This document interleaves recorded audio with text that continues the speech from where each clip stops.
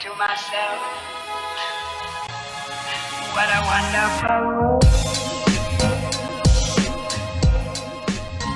Good morning, good morning, good morning, everybody.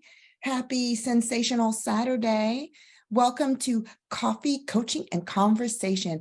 I am your hostess. I am the insightful, the incandescent, the incomparable Coach Ivy Allen. And today we're going to be talking about stress-free co-parenting, the do's of co-parenting. So last week we met and we chatted about the don'ts of co-parenting, the don'ts of co-parenting. Check it out. It's posted on my page. You can go through and see all of that. This week, we're going to be talking about the do's of stress-free co-parenting. I'm only going to give you 3 things. This is going to be short and sweet and to the point. So I want you to grab a pen, take notes, or you can actually forward this out to your ex, to your co-parent, whoever you're working with, to do this, to make sure that you guys are on the same page and aligned. These aren't hard per se, like they're not hard as in heavy lifting. It's going to take a lot of time. It will take effort. It will take energy. It will take commitment to do. But I am here on behalf of your children. So as I said last week, today, this month, when we're talking about co-parenting, I'm like the Lorax. The Lorax says, I speak for the trees. Well, I speak for your kids, right? I am a child of divorce. I know what it's like to be in the middle of 2 parents going at it and how that feels as a kid. I'm telling you now, ladies and gentlemen, it feels, you have to feel like you have to choose between your 2 parents. You don't want them arguing. They say mean, hurtful things to you, to them, to one another, which you witness. They say mean and hurtful things to you about the other parent. It is awkward, uncomfortable, and it is painful, painful, painful, painful, painful. And especially if you guys have one of those relationships where you're together and apart. He moves out, moves back in. She moves out, moves back in. Or the kids are very unsure about what's going on. You guys get a divorce and one weekend it's going well and the next weekend y'all are blowing up at each other at some birthday party. It is very hard on your children. So I'm not here to like be kind and gentle and nice. I get that. If you want to work with me and coach with me, that's different. I work with you through your stuff and we give you, I give you the tough love speech and I'm there to listen and help you navigate that. But today I'm here to help you put on your big girl panties or your big boy boxers and get it done on behalf of your kids. Because here's what's at stake: your children's lives. Their ability to be a part of society in a productive and healthy way, their ability to be in a loving relationship of their own and stay married, happily married, their ability to actually parent their own children, your future grandchildren, without you having to intervene every 15 minutes because they're arguing with their ex, because guess where they learned that from?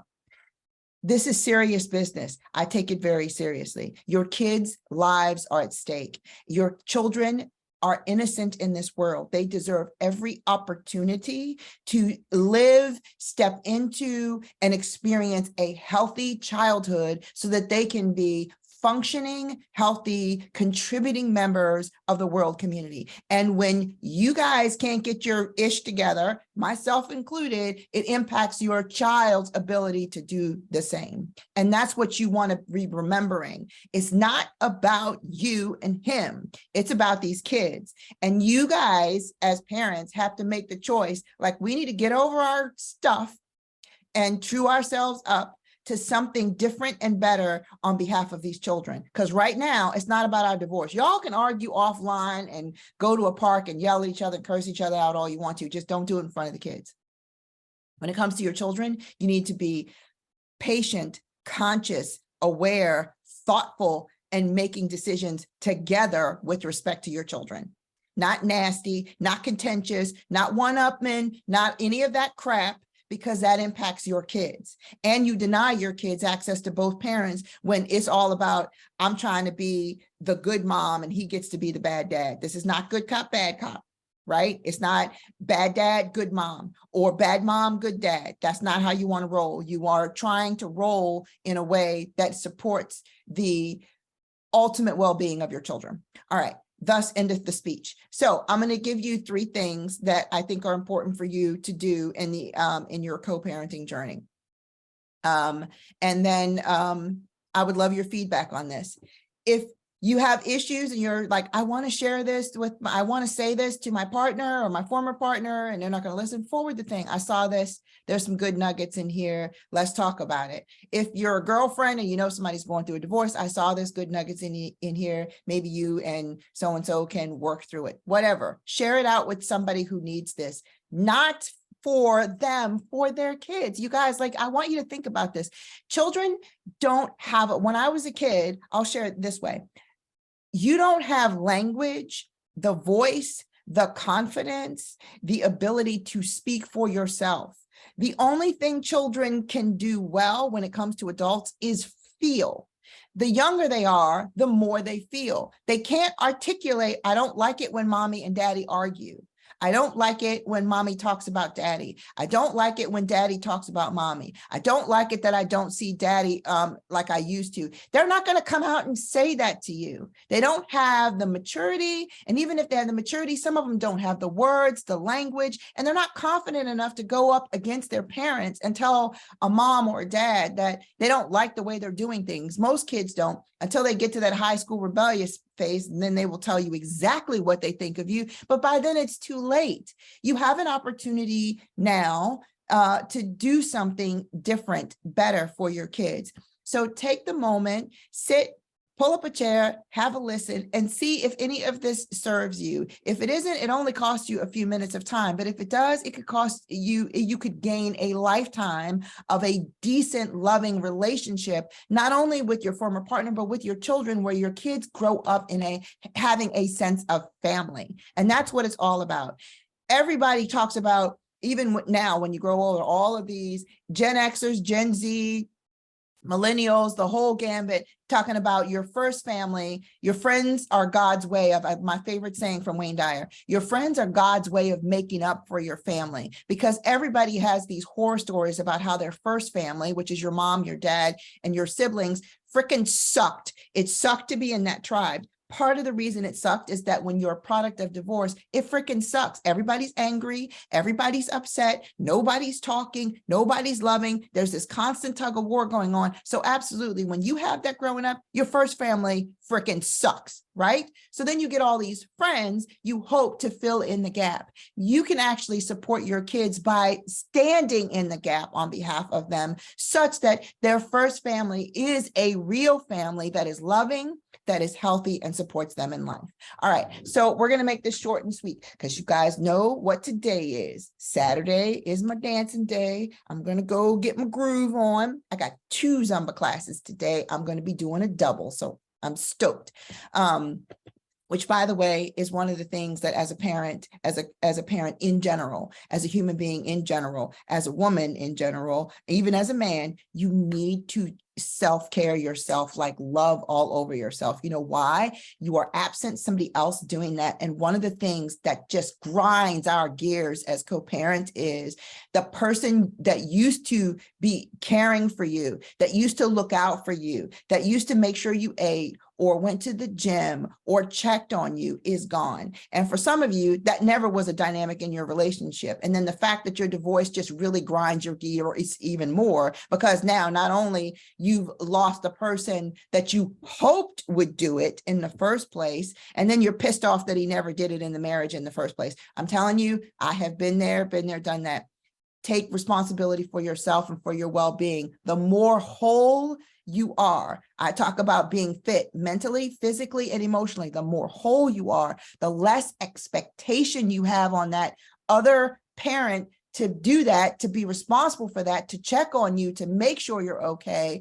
And then you come to the table feeling good already, feeling confident already. And then you don't got all of this irritation and stuff when you're dealing with them. You can look at it for what it is And it's not about you. You've already taken care of you. You can make it about the kids. But if you're coming to the table depleted, irritated, tired, haven't worked out, haven't eaten well, haven't slept, got problems on your job, now it's all about you. Not only are you coming to the table depleted, but you don't even have the capacity to have a conversation about your kids because you are so in a depletion mode that it can't be about your kids. You don't have anything to give. You don't.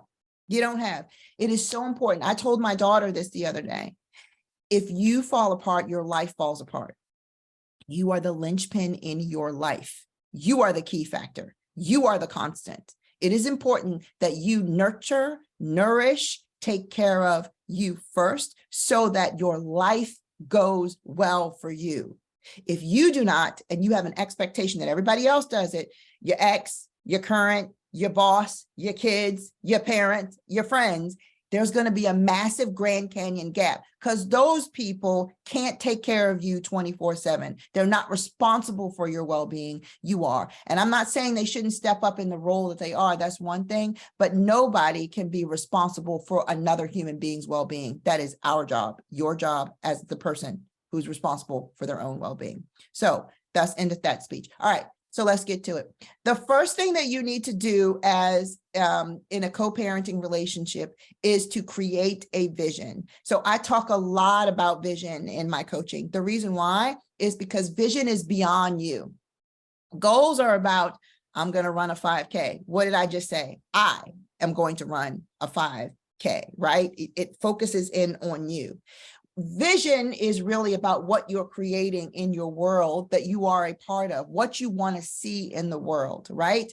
So vision is different than creating a goal. You'll have goals under the vision, but for the most part, vision is beyond you. It's something we want to aspire to that is inspiring, right? And so the vision that me and my daughter's dad created was family. So that sounds very generic, but here's how we thought about it. I'm going to share, our perspective on it so you could get a sense of this. We wanted our daughter to have a sense of, a feeling of, an emotional connection to family. Now, let me be 100 here. We did not sit down at the table and write a vision statement and post it in our phones and share it and give fist bumps every time we did it. That's not what we did. What we did was agree on, we want our daughter to grow up having a sense of family with access to both parents. And we said that in a lot of different ways at different times. And that was the guiding principle, family. Family is beyond how I feel about it, how he feels about it. We looked at family from our daughter's perspective. What would she need to see and feel and experience for her to feel like she had family? And that is what governed us. That was the vision. That's how we held it up. So that meant family is access to mom and dad. Unlimited, whenever, for whatever. In family, if we had stayed married, she wouldn't have to ask permission to call. She wouldn't have to figure out how to get access to mom or dad. She would just go upstairs and crawl in the bed with mom, or want to spend time with mom, or want to hang out with dad. She would just do it. So our sense of family was, now we did have a schedule, we did that, but she could call whenever she wanted to. If she coordinated and she wanted to see one or the other, she could do that. If each parent wanted to see her, like her father would routinely show up at her school and take her McDonald's and sit in the cafeteria to be with her. He didn't need my permission. We both had joint physical and legal custody. So when he wanted to engage her, he did that in his own way and ways to do it. I would sign up for field trips and go with her. I was always the parent on field trip duty. She would ask for me. She wanted me. And so that's what I did. Or we would go shopping on the weekends, or we'd have movie night. We had our own ways. I had my own way of doing things. He had his own way of doing things. He took her to lots of places that were fun. We both tried to balance being the fun parent and the heavy parent, and then normalizing, like, so that it wasn't like, I love going over mom's house versus dad's house. I love going over dad's house versus mom's house. It was no, this was the way we tried to balance it so that she had a sense of family, a sense of family. That was the vision, family. And so whenever we asked ourselves, who are we being? What are we doing? What decisions do we have to make? The question was always, the impact on her, would it cause her to feel like she had family? Or was this going to be weird because it was awkward for dad or it was awkward for mom? And even if it was something that had to be done, like he was taking a trip or I was taking a trip, he was going to go with his family and I was going to go with my family and we weren't going to be together. How could we do that in a way that felt really good for her? She still had access to family.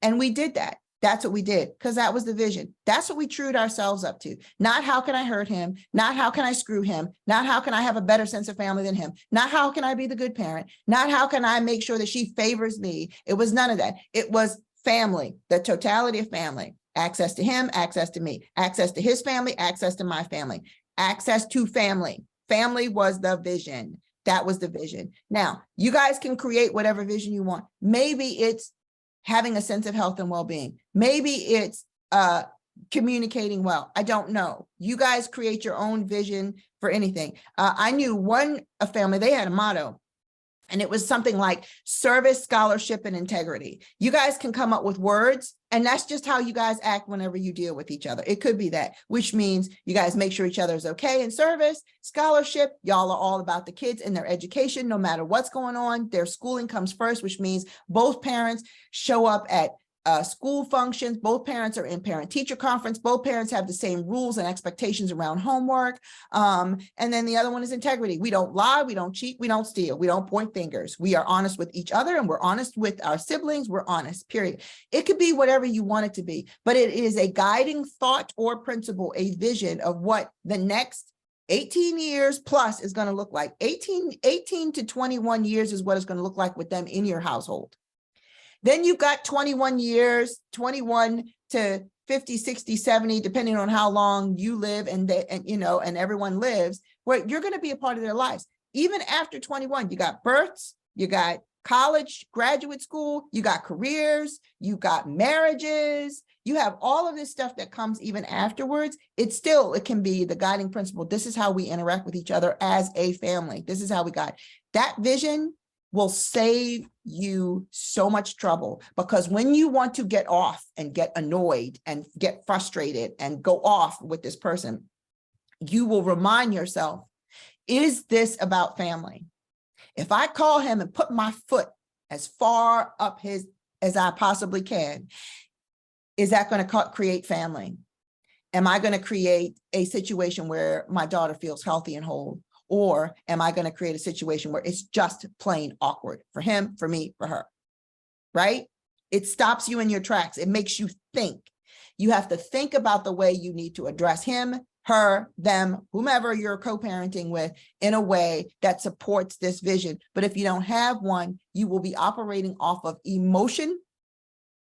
And that emotions change like the wind. You're having a good day, you call them up, oh, it's great, why don't you come over for dinner? Or the kids are doing this, they want you to come here. You're having a crappy day, and he happens to call you and say, can I come over for dinner? No, you always come and surprise me. All this other stuff. Stay in your vision. Your vision makes you think beyond your own stuff, so that you can true yourself up to something bigger for your children. It's not about you. It's not. Your divorce was about you. Don't make the aftermath and your co-parenting relationship about you and him. It's not. It's about your kids. When you have that vision, you're truing yourself up to something bigger. Create a vision. Create 3 words. You can just say it out loud. It doesn't have to be a placard. Y'all can go there if you want to. If you got a person who's really conscious and y'all want to have a statement, y'all can even have a conversation with your kids. This is the way we do things here. We're all about, I'm using my friend's example. We're all about scholarship, service, scholarship, and integrity. That's not how we do things. And even when you guys are disciplined, is this an integrity with it? That's not what we do in this family. You lied to us about being out with your friends. You lied to us. Your mother and I don't do that. This is not in integrity, and we are a family of integrity. And so, no, you will not have privileges at my house or your mother's house, because that's what we do here. That's getting yourselves in line with a vision. And the kids can expect the same things at both households, because both of you are chewing yourself up to something beyond whatever happened in your marriage. That's the idea.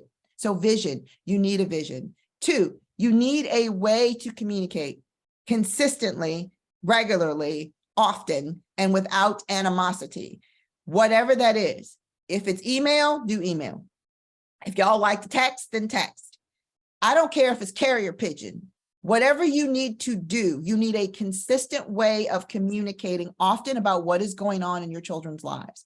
We had a Google Calendar at the time. And so everything that had to do with our daughter was on this Google Calendar. It was a shared calendar. And as she aged and she got an email account, she was on the calendar. She could see and he could see all of the school events, all of the swim meets, all of the karate practices, all of the weekends away, all of the friend activities, the birthday parties, everybody was on the calendar. Everybody saw what was going on.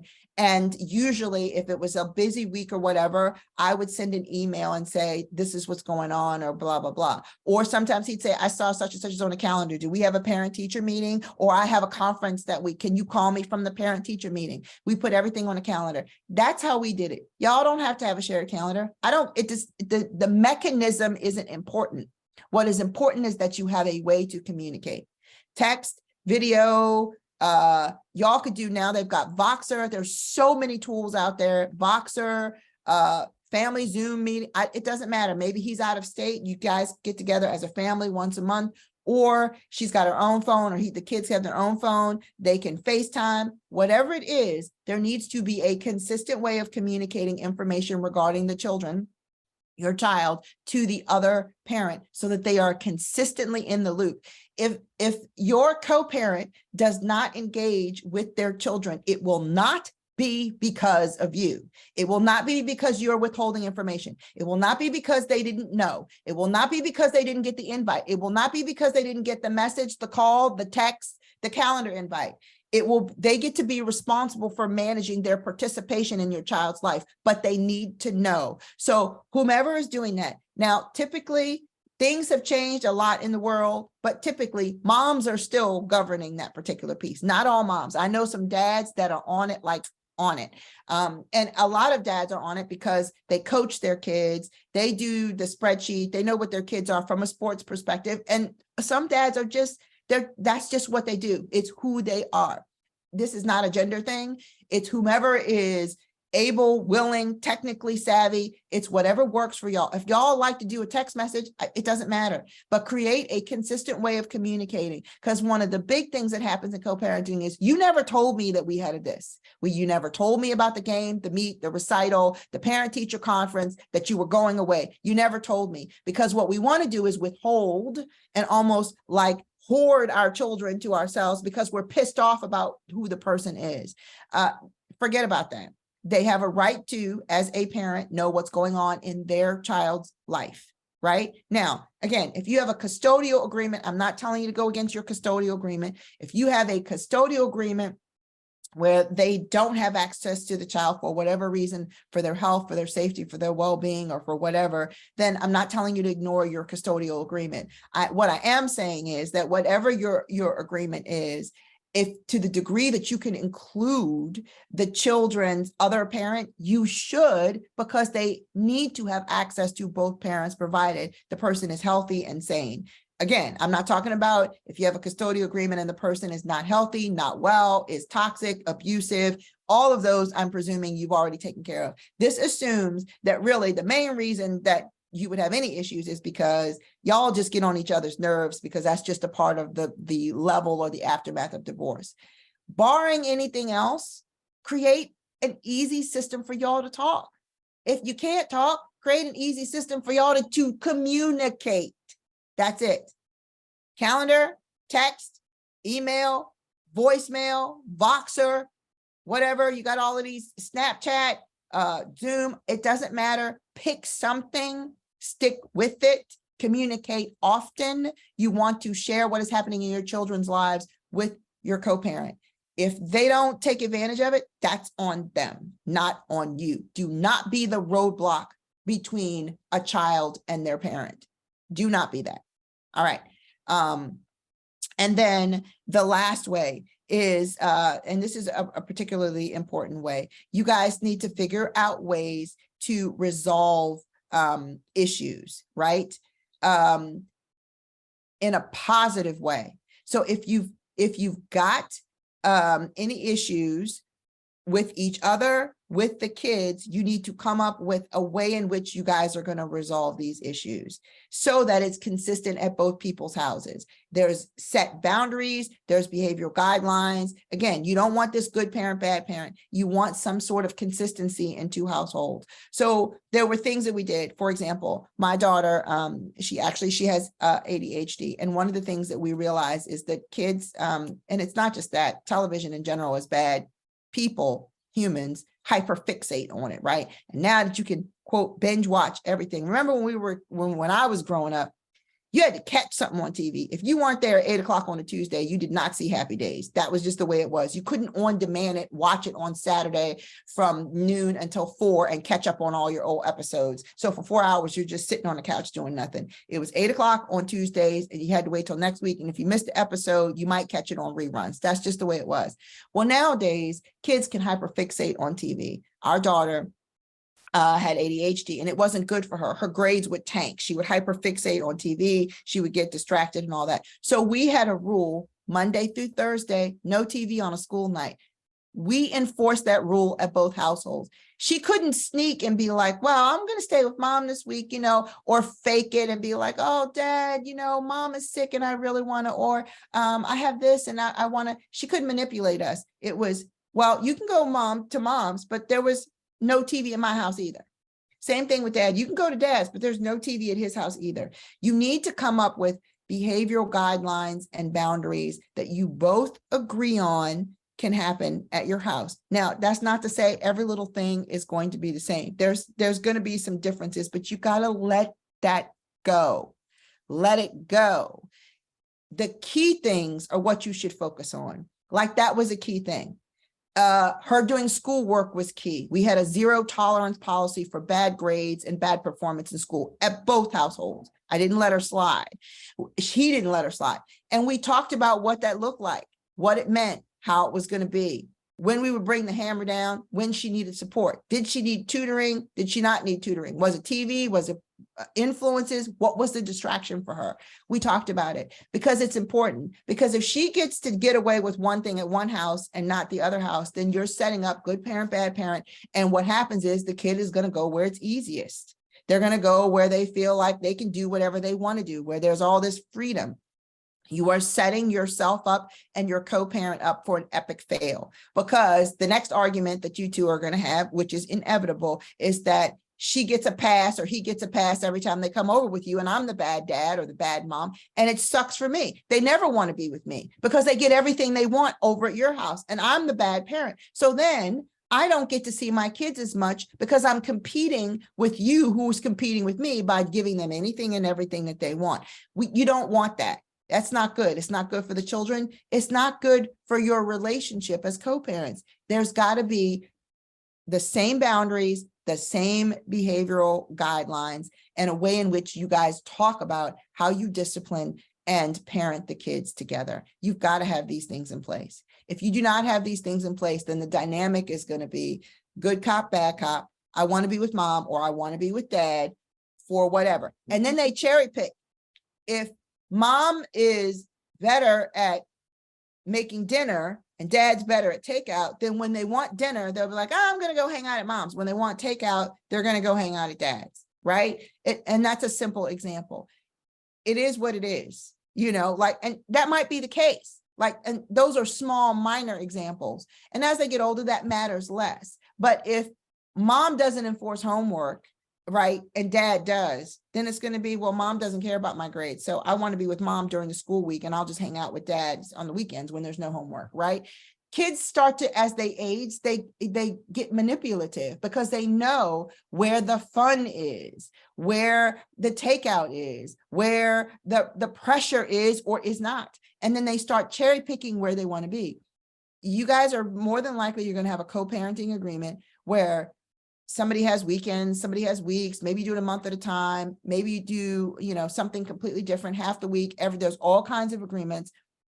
I think we started splitting the week when she was really young. And then we went to 1 week on, 1 week off. And then as she aged, we sometimes would do 2 weeks, or it depends on what was going on in her life. It would be, a month here or a month there. Or if somebody was sick, we got more time. If somebody had surgery or a procedure, if somebody was traveling for work, we would manipulate the schedule for that.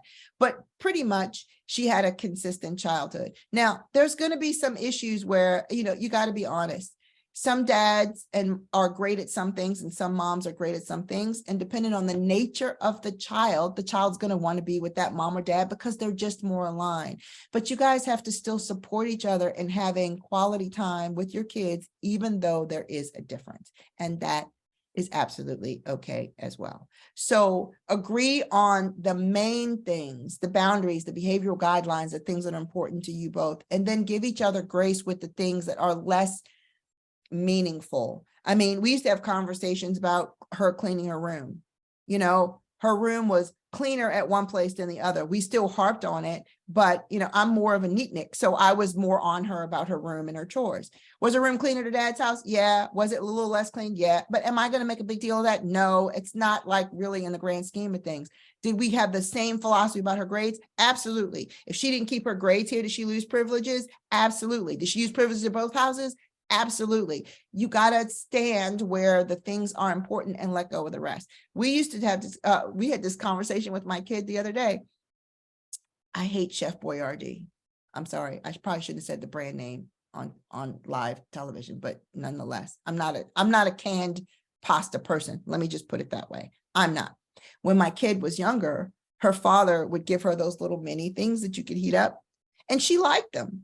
I just thought they were like, oh, I would never do that. And I just remember thinking, I would never feed my child that. How could you? And I never said anything to him. I mean, I never said anything to her. I said to him, I was like, that is just the most gross. He was like, well, it was what it was. And she picked it out and she needed a lunch. And I told her she could try it. And she really, really liked it. And she did. I let it go. It's not what I would have chosen, not what I wanted her to eat. I even bought a couple cans till I couldn't stomach it anymore. Then after a while, I was like, I can't do this. I just can't do this. But you got to let some stuff go. It doesn't, he or she's not going to be a perfect parent. It's about standing where things are important for the kid. And sometimes you may agree unequivocally on what those few things are. And there's going to be places where you don't, but you have to give each other grace in those areas so that you guys can create a good co-parenting relationship together. All right. So that's my time here today, guys. You got my top 3 do's in co-parenting. The first being create a vision. You need a vision to true yourself up to so you guys can get beyond your crap from the divorce. Remember, it's not about you two anymore. It's about these kids. What is the kind of family that you all are going to create in the aftermath of divorce? You are fully empowered to do so. You can give your kids a family, a loving, healthy, supportive family. Even if you're divorced, you absolutely can do it, but you must choose a vision, a compelling way of being with one another that trues you up so you can get past your crap and not make it about you. Number 2, create a communication system that works. Calendar, text, email, voice to text, Voxer, WhatsApp, Snapchat, doesn't matter, don't care, carrier pigeon, something that allows you to consistently exchange information about your kids in a way that you both use it, you're informed, you're updated, and are able to participate in your children's lives. That's number 2. And the third one is create a set of boundaries and behavioral guidelines that are universal. They apply at your house, they apply at his house, and you're going, doesn't have to be a lot. Come up with some core things.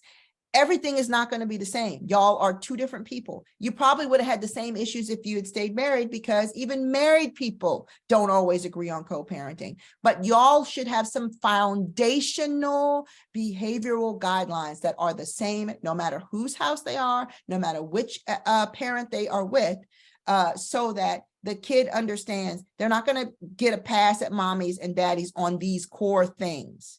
They can go either place they go. That parent is going to uphold these core things, right? And you're going to be able to use the core things to stand on. So when everything is not aligned, you can give each other grace on other things. He doesn't cook, that was one of the things. I cooked a lot. They ate out. She was always telling me they went to some, now To that point, it was good. He likes he has a wide palate.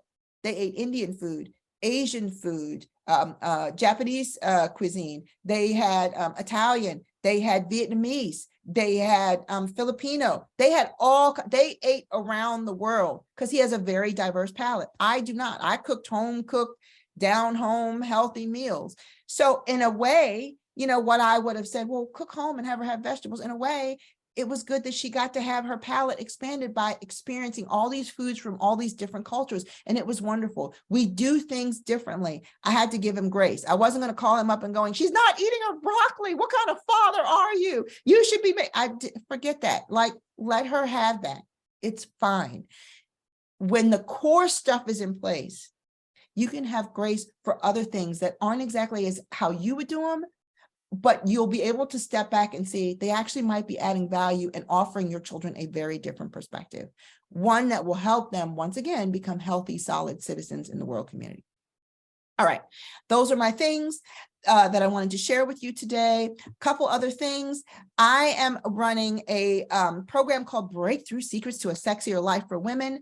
It is opening up. We are going to be starting in the middle of May. I think it's May 17th, I believe. If you are sick and tired of feeling worn out, worn down, lackluster, frustrated, if you are tired of putting everybody else first, because that's what we do as women, and getting crumbs from your own table, you've laid out the table, it all looks good, you don't get to eat. How many of you had that where you make a delicious and scrumptious dinner and you're the only person that doesn't get to eat? By the time you finish feeding everybody else, serving everybody else, and cleaning up everything, you didn't even get a plate. If you're tired of getting crumbs from your own table, if you're tired of trying to figure out everything all by yourself, right?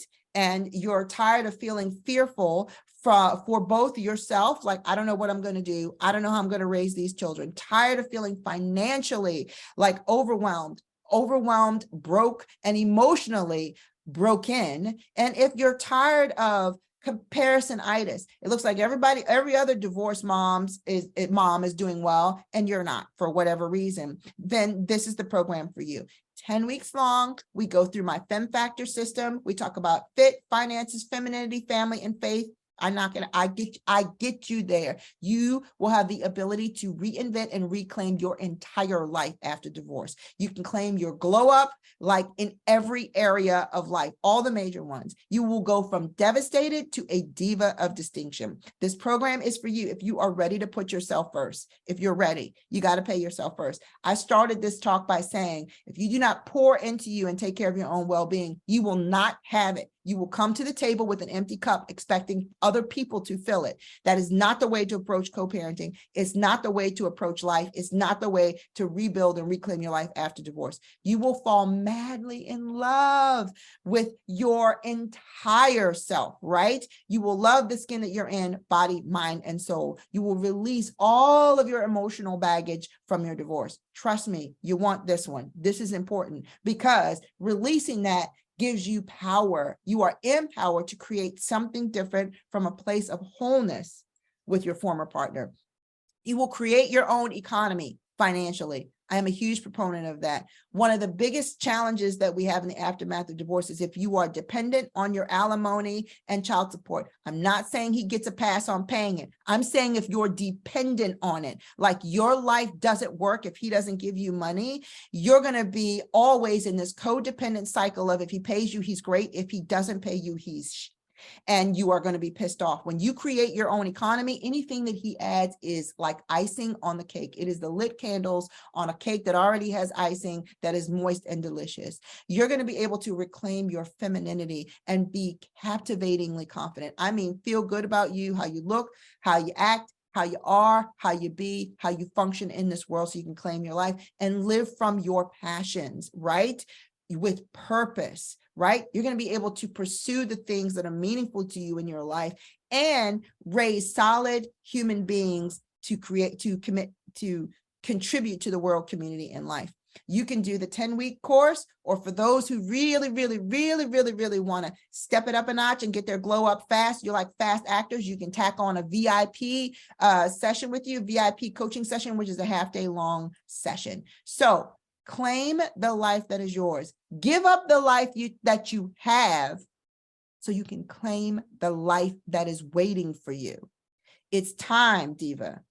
You can become a Diva of Distinction today, right now, by signing up for this program. I am prepared to share all my secrets so you can break through and have a sexier life today, right now, immediately. And your sexier life starts when you sign up for this program.